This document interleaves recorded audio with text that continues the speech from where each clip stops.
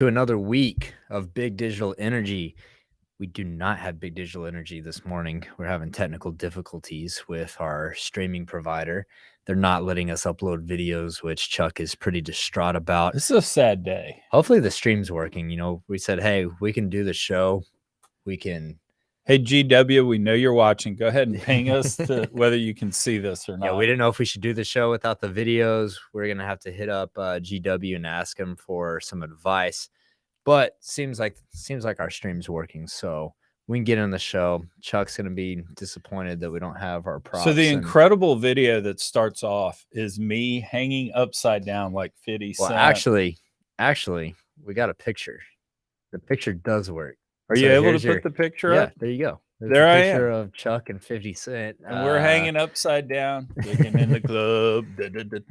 Chuck wanted us to see if we could rig up our ceiling for him to hang up upside down from. I was like, I don't know what the weight rating is on our ceiling, but I don't trust our old building. I'll take things fat guys shouldn't do. Yes, fat old guys shouldn't do. Anyways, let's get into this week's news. We got lots of things happening across the energy industry and geopolitics. So, Chuck, first, let's dive into Russia and Ukraine. I know that you've been spending a little bit of time there talking to people over the last couple of weeks. Well, and last week when Brad Olson sat in for you, Brad actually was a Russian studies major at Rice. He lived in Russia during school. So his take was basically Putin's like the geek goth kid in high school that just wanted to annoy the star quarterback. And we're the star quarterback. So he's the kid that like might run out into the middle of the kickball game, take the ball and run off. But that's where Putin kind of draws the line. He doesn't actually want to get into it. So what he said is Russia does not go into Ukraine. He's going to figure out some way just to get something out of this, save face, rally his popularity, but not actually cross that line. It's interesting because JP Morgan ran a study or a survey of all the hedge funds out there, and less than 20% of the hedge funds think that Russia goes into Ukraine. So as weird as this sounds, given that perfect information, we all know what's going on there, we're hearing what the CIA and the State Department are saying, people don't think this is going to happen. And so it may not be priced into the market, even though the narrative is we're pushing $100 oil because of this pending episode. So what do you think happens if, Brad's right and they don't invade Ukraine? What effect do you think that has on oil markets? Pickering ran a survey of this on Twitter, I think yesterday or maybe the day before, and he had kind of the options of conflict, oil price goes up, conflict, oil price goes down, no conflict, up and then down. I have a tendency to think it's got to be somewhat priced in, but it's interesting that survey result of people saying this isn't going to happen. 2 weeks ago, JP Morgan wrote, I believe it was JP Morgan, wrote a research report that said supply constraints, et cetera, could lead to $150 oil if Russia actually goes in. So, if you're going to make a prediction, I say he's ultimately not going to go in and we see, $10 off oil price. So bump it back to 85, but it's really weird because all of the information's out there. And I still can't figure out why the Biden administration is sitting there saying, oh, war's coming, when both Ukraine and Russia are saying, no, it's not.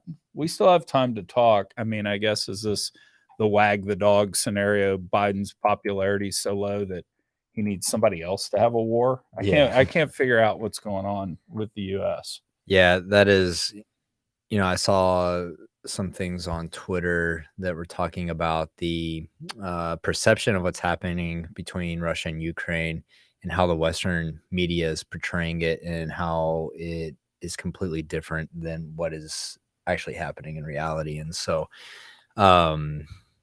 I think that that's kind of an interesting concept too. It's even with the connectivity that we have in the world today, you still don't know what's truly going on over there. And, you brought it up with, Biden posturing up, you know, is the American government making a bigger deal out of it than what it actually is? Because from everything that I've seen from Russia and Ukraine, it sounds like, tension isn't that high. But I think these things can also probably turn 180 degrees pretty quick too. Well, and we had a runner up this week for Finger of the Week. We actually had multiple of them. The runner up Finger of the Week is the United States government has told its citizens to leave Ukraine immediately because of war. So that's a good thing the State Department's doing.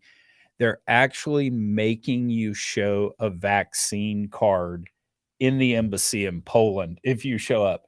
Hey, we're about to be in a war over here, and they won't let you in unless you've been vaccinated. Make sure to wear your mask. Exactly. So, Exactly. Hunter, what's up, my man? Hunter said, morning all. Appreciate you tuning into the show, brother. So next story, we had some big funding rounds in geothermal. Chuck, what do we have? I know you're geothermal guy. I saw this story that Quays raised $40 million in a Series A. Collin, back when I was at Kane Anderson, we'd look at a geothermal deal, it seemed like once a year. And probably the last one I saw was 10 years ago. And what my takeaway was always was at the utmost spikes in energy prices, whatever they are, geothermal could generate like a 15% rate of return in that scenario. So you know a lot more about it than I do. What's going on there? Yeah, well, first, the technology that Quays is using, it's a drilling technology, and they're using millimeter wave technology to drill deeper, hotter formations. And if you're familiar with drilling operations and geothermal and oil and gas, this has been the bottleneck for geothermal. It's just that we don't have the technology today to drill to those deeper and hotter depths. And so you have a lot of cool technology companies like Quays that are deep tech companies that are using, cutting edge stuff to drill deeper holes. And this is, I've been meaning to write a piece on this because I've spent a lot of time over the last couple of years learning about geothermal, talking to people in the space. And geothermal is really interesting to me, but I think about things from a business perspective and commercializing this technology. And this is where things are really going to be hard for geothermal is that, in oil and gas, say that I create a new, downhole tool or downhole pump, and I get over the first hump of actually developing the technology and making sure that it works. And then I get over the second hump of getting someone I convince someone that, hey, let me put my tool in your well and get a pilot. And so, getting to that point, a lot of companies died before they even get to that point. But just say that you get to that and you have a successful pilot in oil and gas. How many wells do we drill a year? 10,000, 15,000 wells, kind of a couple years ago. I don't know how many wells we're drilling this year, but regardless, we've got like 625 rigs running right now. So point is, you have thousands of wells to grow into. There's a market to scale the technology and actually stand up a business around it. What I get worried about with geothermal, and look, I'm as optimistic as they come, right? But I'm just trying to find a solution to what I think is a huge problem in geothermal is that this deep technology takes a ton of money to develop, right? Quay's raising $40 million in a Series A. Me, $40 million isn't a lot of money when you're developing, millimeter wave technology. They're going to burn through that pretty quick. And so they're going to have subsequent funding. But this technology, say, it takes hundreds of millions of dollars to develop. How many geothermal wells are we drilling in the United States, throughout the world? It's not many. And so there's not a ton of running room to scale and commercialize the tech. And I think about that from a founder and operator perspective, because you need to be able to have something that's commercially viable, both as the technology being used in these applications, but also as a business model. And I think the business model is going to be pretty tough on these. And you brought up a good point when, we were talking about that earlier. You said, well, what about countries that don't have access to oil and gas, but maybe they have areas that will be a fit for geothermal?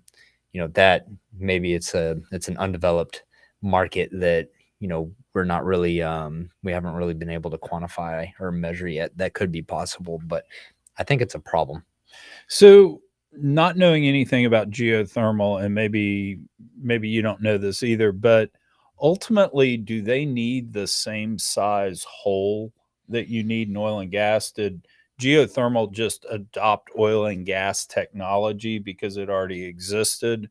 Because where I'm going with this is, could you generate technology that potentially creates a unique pathway, if you will, for geothermal, and theoretically that could be cheaper than oil and gas? Yeah, I mean, let me preface this with I'm not a geothermal expert, but Hey man, in the land of the blind, the one-eyed man's king. And I have drilled a few wells, and I have a lot of friends that are geothermal operators. And from my conversations with them, you need a larger ID on your hole for flow. And so geothermal comes down to flow rate, and which is actually really interesting because I was talking to my buddy Tim, who's the founder and CEO of Fervo Energy, and he's an oil and gas guy. I was a completions engineer for BHP, I believe, and then went on to found a geothermal company called Fervo. And they're taking oil and gas technology and concepts and well construction and applying it to geothermal. They've identified some low hanging fruit where existing oil and gas technology can help today. And what blew my mind was, they're introducing the concept of casing. And I started asking, I said, these geothermal operators, they didn't use casing, and apparently it was all open hole. And so that blew my mind because I never want to mess around with a well that's open hole and doesn't have casing. That's just a nightmare. But you do have some oil and gas guys, and they've been on our podcast, Oil and Gas Startups podcasts, that are taking lessons learned, knowledge from oil and gas, and applying it to geothermal. But I just think that there's going to be some real challenges. Like Quays, for example. If they say that they developed this technology, can it be used in oil and gas? Maybe it can. I mean, maybe we can drill wells faster, more efficient, but we can't drill oil and gas wells any deeper, or else we're breaking the laws of thermodynamics, because hydrocarbons are going to cook the deeper that we go. So, I hosted this panel at a geothermal conference, and I moderated a panel, and the panel was VC funds that are interested in geothermal. And I asked several questions about patient capital. Like, do you guys understand? Like this is a long game here, and people say that they do understand it, but I think that a lot of Silicon Valley-esque investors that get into the energy game are going to have a rude awakening, because everyone will abide by the laws of physics, and it's a painful game. So physics matter. Yeah. Moore's law, not so much here. Yeah. The no, when Deanna Zhang came on the podcast 3 or 4 weeks ago, one of the things she said was, at the end of the day, if we want to make this transition to less carbon, we need way more shots on goal. And so my point about all this energy, instead of us fighting between solar and wind and all that, we need all of it. I mean, what Yeah. is it? 1.5 billion, 2 billion people actually have decent access to energy out there. There's 7 billion people on the planet. So we need it all.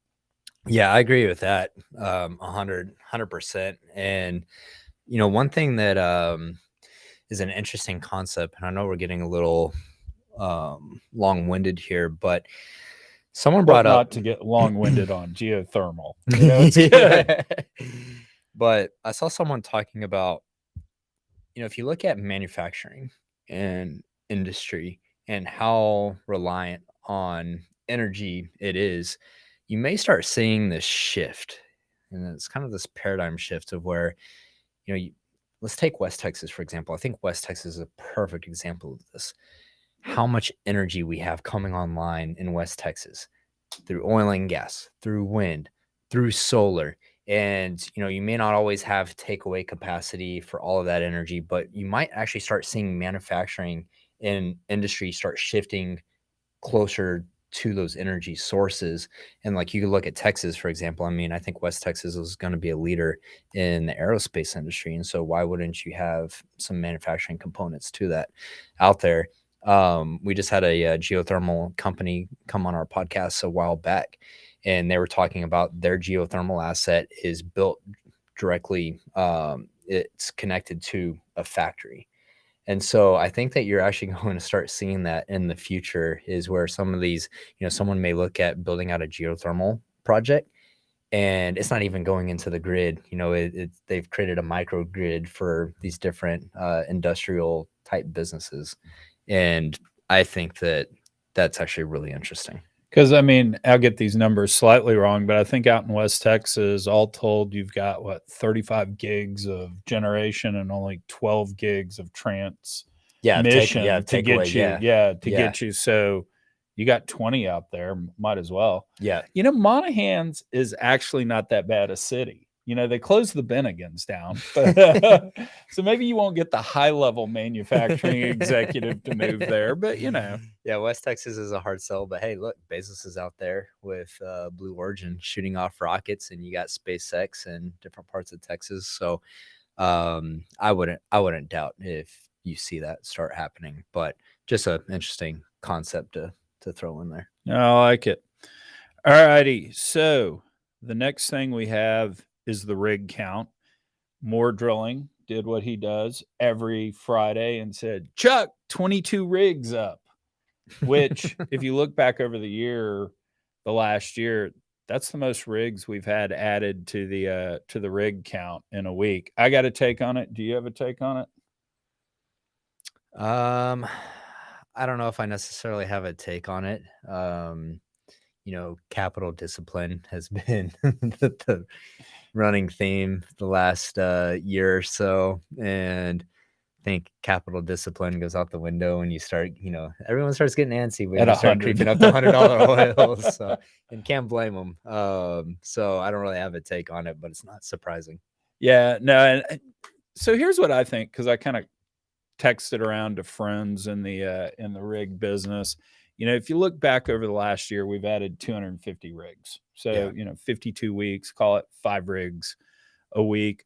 We've had some weeks where we've added 12, 13, 14 rigs. We've had some weeks where a couple of rigs get laid off. So the thought is you kind of look in 4-week blocks, average that, and that gives you a sense for where it's going. So the sense I got talking to rig buddies was this was just a blip up. This is one of those weeks where everything fell right and you have more rigs out there. This is not an impending explosion. Mm-hmm. But the counter to that is, what does Continental do this week? Our guy, Harold Hamm, we're going up 40% on CapEx and we're going to grow production 15%. Now, that may just be Harold. Harold doesn't care what everyone else is doing. He's going to do his own thing. When you and the family own 76.2% of the stock or whatever he owns. So I think it is something to watch, because the thing I'll tell you about those shale wells, and I know I'm stating the obvious here, is you get a ton of production over the first 12 to 18 months. And if you go lock that in at $95 oil right when you drill it, I mean, it's kind of hard not to go drill those things. Even though the world's telling you, be disciplined, send me back cash, etc. For sure. Yeah. Particularly the private companies. You take Chuck Yates out of the business and the rig count falls, man. I'd have been, we got a green light. It's time to go, baby. But yeah, that's a little frack slap on Twitter the other day. He said something about our secret Illuminati meeting at a resort that we held. He's like, I don't know what happened there. I said, well, why do you think oil prices are rallying? I said, something happened there. That's funny. So next story we've got is, and you know what? I was yesterday year old when I put together that your guys at Giga probably named it Giga because they were Aggies, not because of electricity, but I don't know that. We'll have to ask them about that for sure. Yeah, but they got some love from CNBC. So tell us about that story and what else is going on in Bitcoin mining. Yeah, so first off, shout out to my boys, Brent and Matt over at Giga. Probably had 10 people text me this article from CNBC about how these young, early 20s kids made $4 million last year from mining Bitcoin off of flared gas. So everyone's sending me this article, and I'm like, Yeah, dog, I know them. They're my friends. But super sharp kids. Love what they're doing. Brent's, and he comes from kind of that old school East Texas oil field family. So actually one of their competitive edges is being able to take these old, this is what people don't realize, is that when mining Bitcoin off of natural gas, not only do you have supply constraints on the ASIC Bitcoin miners themselves, but you also have it on the gen sets. And so if you were to go order a new generator, from, Cummins or whoever it is, I mean, you're looking at a year and a half, out until you're getting that generator. So the Giga guys, they've taken their, blue collar background, and they said, hey, we're finding these old gen sets and rebuilding them, and they can get a mining operation, with power generation ASICs out in a few weeks. And so I really like their edge that they have. But I sent out a tweet the other day. I said, there's a bunch of old soreheads on Twitter talking about how Bitcoin's a scam.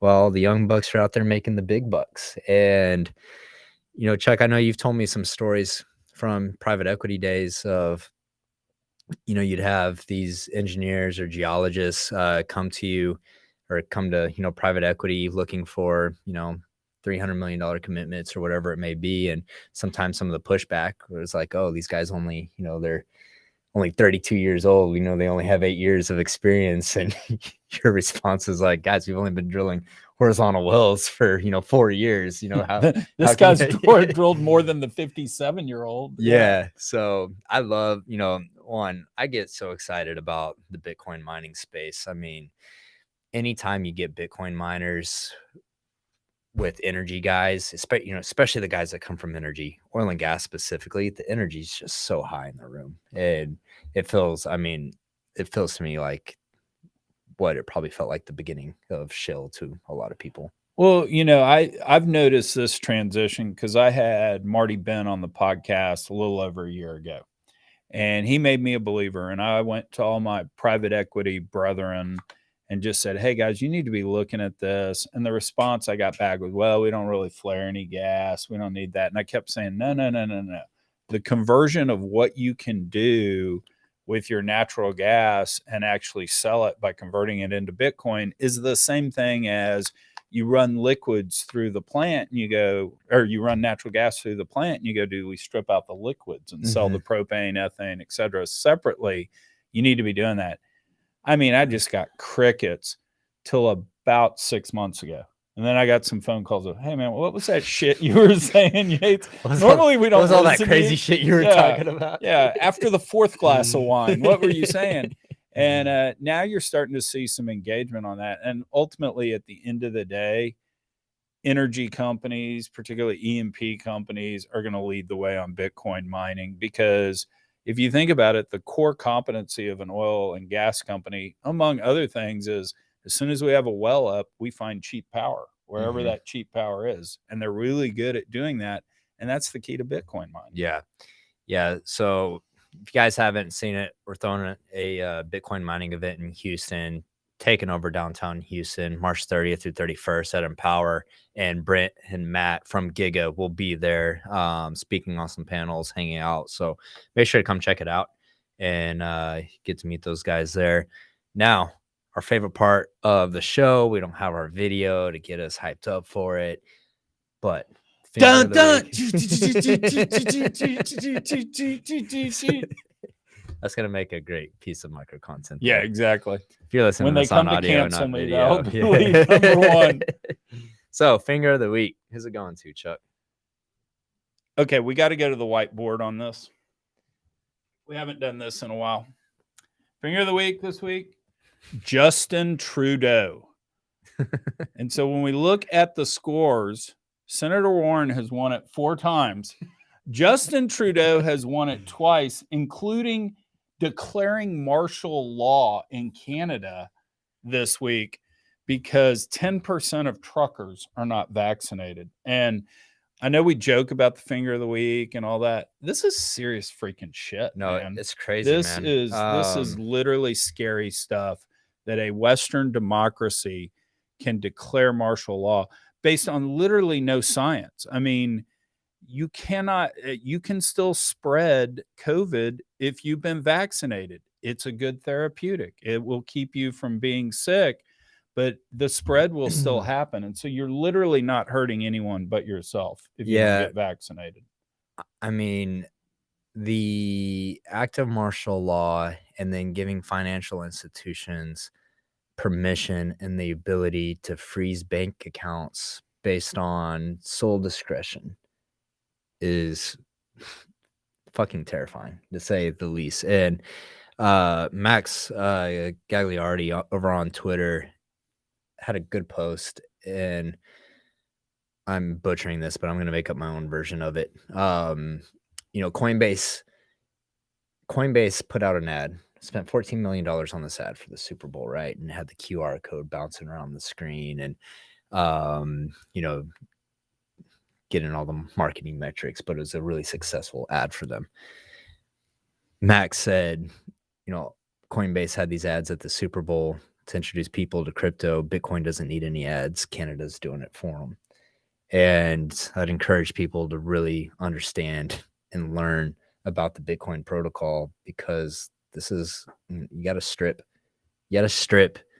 the power away from governments and tyrants and people that will do these types of things, because it was just a conspiracy theory not long ago that social credit was going to be tied to your finances, and you have a tweet or you have a Facebook post that someone doesn't like and they cut off all access to resources. Like that's happening right now. No, and that is hit the nail on the head why we're talking about it today, because in the grand scheme of things, this isn't that big a deal that 10% of the truckers are not vaccinated in Canada. The bigger deal is if they decide they don't like us for whatever reason. We're in the hydrocarbon business. They don't like our view of energy transition. They can take your bank account away, and that gets scary. I mean, look at how Alberta has been suppressed by their government. And, I saw a clip of Trudeau today talking about how much he admired China and their dictatorship and the ability to push green initiatives. And what if Digital Wildcatters was based up in Canada? And Trudeau's like, I don't like these guys. They're pro oil and gas. Freeze their bank accounts, delist them off of YouTube and Twitter. And used to sound like tinfoil hat speak when you said that, but now it's literally happening. And we got lots of friends up in Canada. I feel for them. Hopefully it plays out and everyone's taken care of. But Bitcoin Standard, great book. We will go on Twitter, LinkedIn, Instagram, etc., and we'll post the finger of the week, because I love the picture of Justin Trudeau in blackface. I just do. I mean, really, guys? Can't let it die. All right, guys. Appreciate y'all tuning in today for the show. Make sure you check out BDE newsletter. Sign up for it on Digital Wildcatters. If you're listening today, we got Energy Tech Night in Houston, Heights Theater, Wednesday. Believe it's at 7 o'clock. So 6 o'clock doors open, 6:45 the theater opens, and 7 o'clock the show starts. It's gonna be a great time. Best $50 you can spend in energy. Got free beer, pizza, lots of EMPs, OFS, tech companies. It's just a good time. So catch you guys there. Also check out Empower coming up in March, and we'll catch you guys next week's episode of BDE. Please write in and say we missed the videos.